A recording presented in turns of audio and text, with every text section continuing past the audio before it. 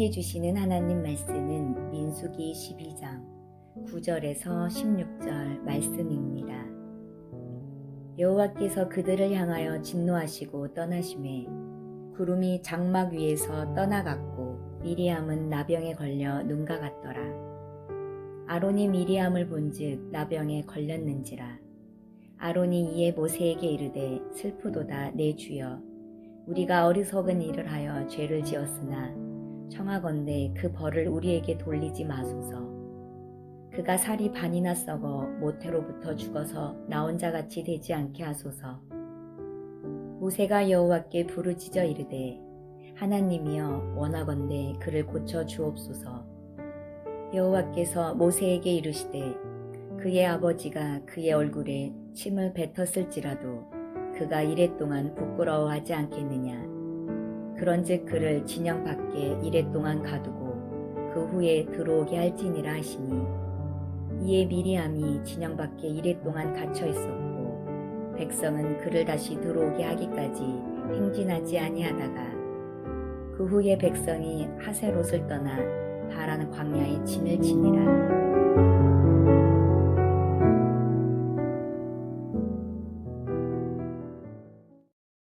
미리암과 아론과 모세를 하나님께서 회막에 부르셨습니다.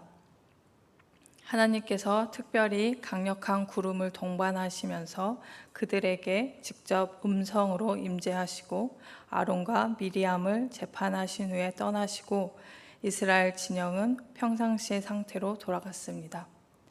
하나님께서 모세를 부르실 때 모세를 돕기 위해 아론을 부르셨습니다.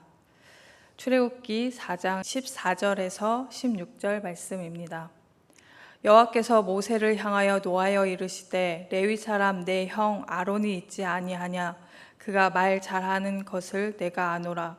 그가 너를 만나러 나오나니 그가 너를 볼 때에 그의 마음에 기쁨이 있을 것이라. 너는 그에게 말하고 그의 입에 할 말을 주라.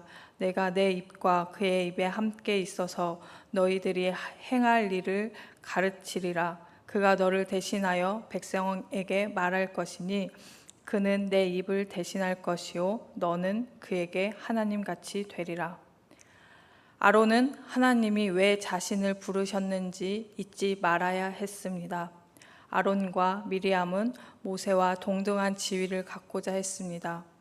그에 대해 하나님께서는 모세의 독특하고 특별한 위치를 이야기해 주십니다. 모세를 비방하는 것은 매우 두려운 일이어야 한다고 말씀하셨습니다. 우리 함께 민수기 12장 6절에서 8절 말씀을 읽겠습니다.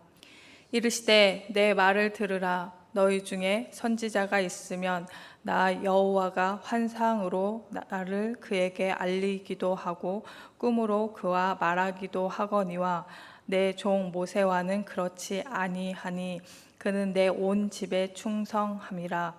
그와는 내가 대면하여 명백히 말하고 은밀한 말로 하지 아니하며 그는 또 여호와의 형상을 보거늘 너희가 어찌하여 내 종 모세 비방하기를 두려워하지 아니하느냐. 미리암과 아론은 자신들이 높은 지위에 오르기를 바랬습니다. 이것은 탐욕이었습니다.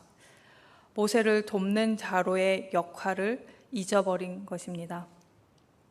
모세를 향한 도전은 하나님의 권위에 대한 도전과 다르지 않았고 그대로 놔둘 경우 집에 곰팡이가 퍼지듯 공동체의 커다란 혼란과 위협이 될 것이 뻔했습니다.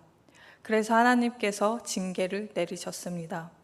하나님께서 큰 진노를 발하신 뒤 구름이 떠오름과 더불어서 회막을 떠나신 후에 미리암에게 나병 증상이 나타나 눈같이 되었습니다. 정결법과 부정결 증상을 분별하는 대제사장으로서 아론은 즉각 미리암의 상태가 나병이라는 사실을 알아차렸습니다. 미리암이 나병에 걸린 것을 보고 아론은 무엇이 잘못되었는지 깨닫습니다.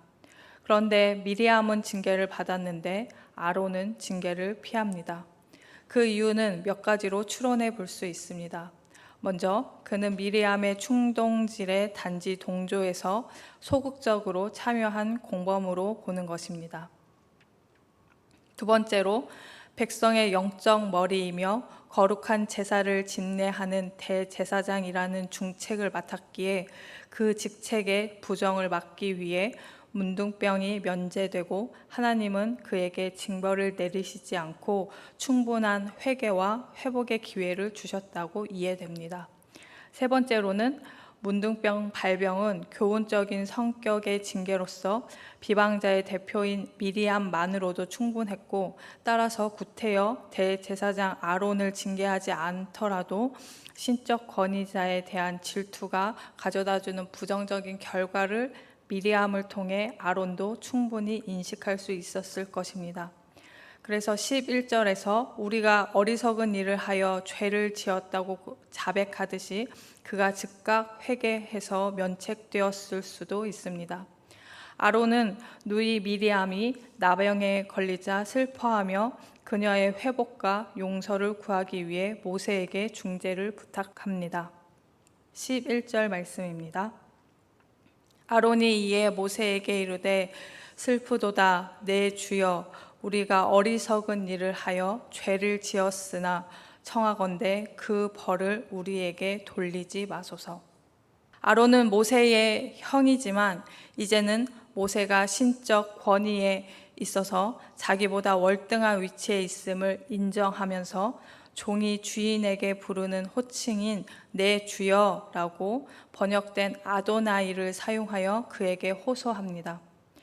특히 주라는 호칭 앞에 제발, 청하오니 등의 뜻인 히브리어 비를 언급하여 비아도니 곧 이것을 번역하면 제발 나의 주여라고 강력한 소청을 하고 있습니다. 그러므로 이것은 스스로 높아지고자 하는 자는 낮아지고 낮아지고자 하는 자는 높아지는 겸손의 진리를 이야기해 주고 있는 사건입니다. 그리고 아론은 허물을 우리에게 돌리지 마소서라고 말합니다. 이것은 아론이 자신과 미리암이 2절에서 모세를 비방한 것이 악한 동기인 질투심에서 비롯된 것임을 시인하고 자신들이 짊어져야 할 죄의 짐을 면제해 달라고 호소하고 있습니다. 죄의 짐은 범죄자의 몫이지만 하나님의 은혜로 면제될 수 있다는 것이 그들의 신앙관이었습니다. 아론의 요청은 책임 회피성 강구라기보다는 자기의 죄악을 적절히 깨닫고 통회하는 자만 요구할 수 있는 청원입니다. 인간은 누구나 죄를 범할 수 있습니다. 그 죄를 해결할 수 있는 유일한 방법은 죄를 자백하고 하나님께 용서를 구하는 것입니다. 예수님은 대속 제물로 십자가에서 죽으심으로 회개의 길을 열어주셨습니다. 이제 누구든지 자신의 죄를 자백하면 신실하고 의로우신 하나님이 그 죄를 용서하시고 모든 불의에서 깨끗하게 해 주실 것입니다. 회개는 하나님의 말씀을 통해 깨닫는 자신의 죄를 인정하고 돌이키는 것입니다. 단순히 감정적으로 후회하는 것이 아닙니다. 죄를 용서받으려면 후회에 머물지 말고 진정한 회개로 나아가야 합니다. 죄의 상처는 인간의 회개와 하나님의 용서로 치유됩니다. 12절에서 아론은 미리암의 상태가 살이 거의 썩어버린 사사나처럼 절망적인 상태라고 모세에게 간절히 청원합니다. 이에 모세는 하나님께 매우 급박하고 간절한 기도를 올립니다. 12절과 13절 말씀입니다. 함께 읽겠습니다. 그가 살이 반이나 썩어 모태로부터 죽어서 나온 자 같이 되지 않게 하소서. 모세가 여호와께 부르짖어 이르되 하나님이여 원하건대 그를 고쳐주옵소서. 모세는 미리암과 아론의 비방에도 불구하고 온유함을 잃지 않았습니다. 이런 모세의 태도는 민수기 11장 10절에서 15절에 기브롯 핫다와 사건에서 보여주었던 그의 불신앙적 자세와는 비교할 수 없을 만큼 성숙한 신앙인의 모습을 보여줍니다. 더욱이 그는 자신을 비방한 미리암과 아론을 위해 중보 기도를 드리기까지 용서와 온유함으로 대합니다. 중보는 다른 이를 위해 할 수 있는 최고의 사랑 표현입니다. 성령님도 우리의 연약함을 도우시고 말할 수 없는 탄식으로 우리를 위해 친히 간구하고 계십니다. 엎질러진 물은 담을 수 없다는 속담이 있습니다. 그러나 회개와 중보는 새로운 삶을 가능하게 합니다. 아론의 회개와 모세의 중보에 하나님께서 회복의 길을 열어주십니다. 14절에서 16절 말씀입니다. 여호와께서 모세에게 이르시되 그의 아버지가 그의 얼굴에 침을 뱉었을지라도 그가 이레 동안 부끄러워하지 않겠느냐.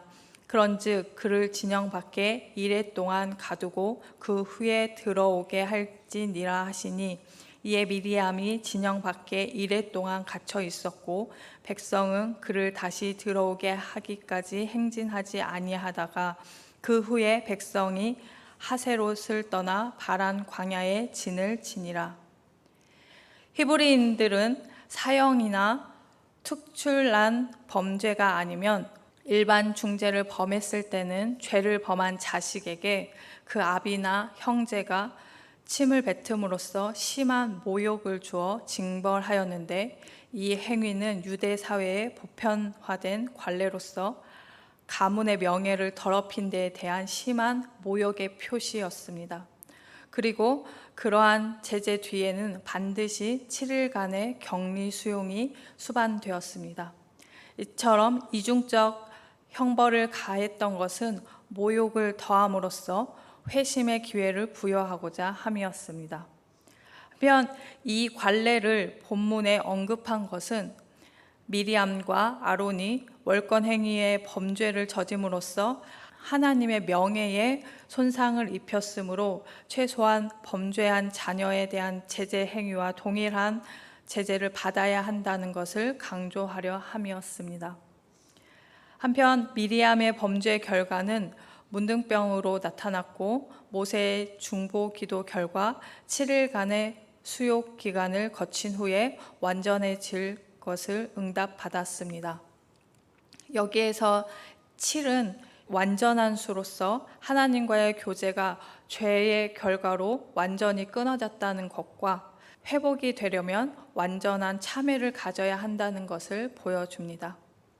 미리암도 이 7일의 수욕 기간을 거치고 진중으로 돌아왔을 것입니다.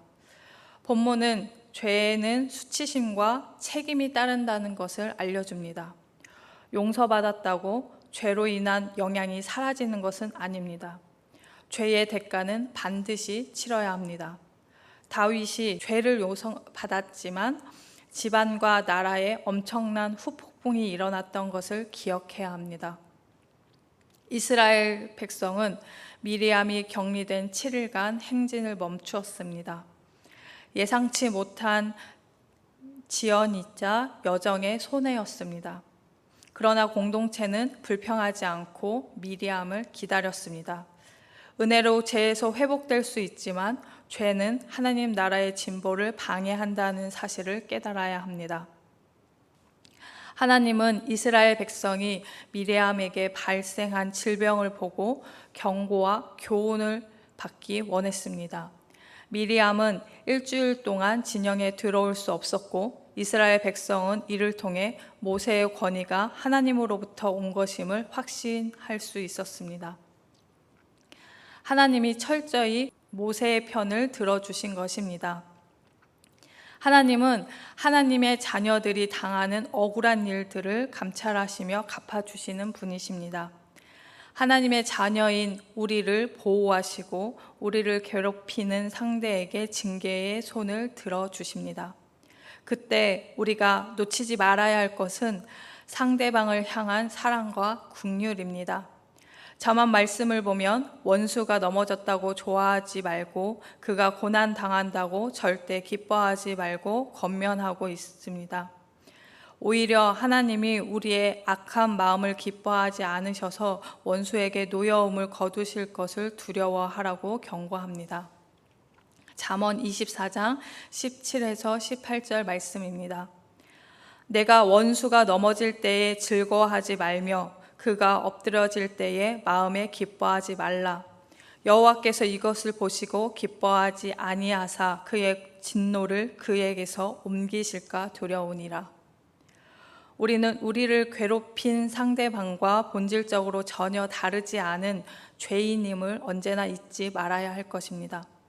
하나님이 우리의 죄를 용서하시고 자비를 베풀어 주신 것을 기억하고 어려움을 당한 상대를 향해 우리가 받은 자비와 긍휼을 보여주어야 합니다. 모세는 미리암에게 일어난 불행한 일에 마음 아파하며 그를 위해 하나님께 부르짖었습니다.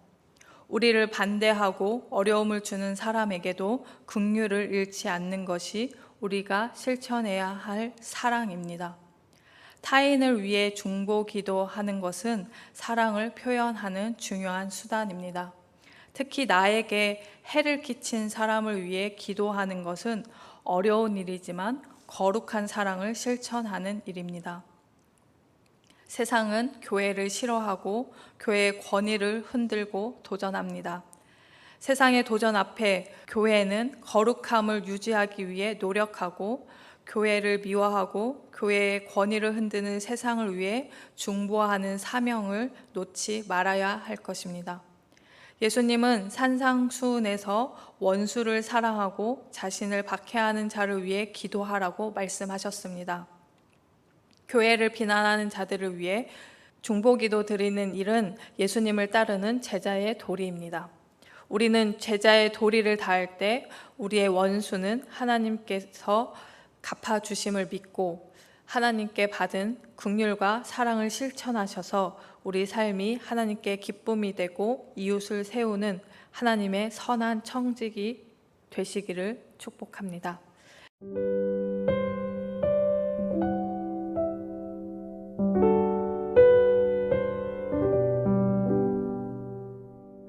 지금은 함께 기도하는 시간입니다. 4월 공동 기도 제목은 첫째, 선교를 위해 기도하는 교회가 되게 하소서. 둘째, 이 지역 교회들의 필요함을 채워주는 교회가 되게 하소서. 셋째, 지역사회를 섬기는 교회가 되게 하소서. 넷째, 태국 목회자들과 한국 선교사들을 후원하는 교회가 되게 하소서. 말씀을 붙잡고 기도하는 귀한 시간 되시기를 소망합니다.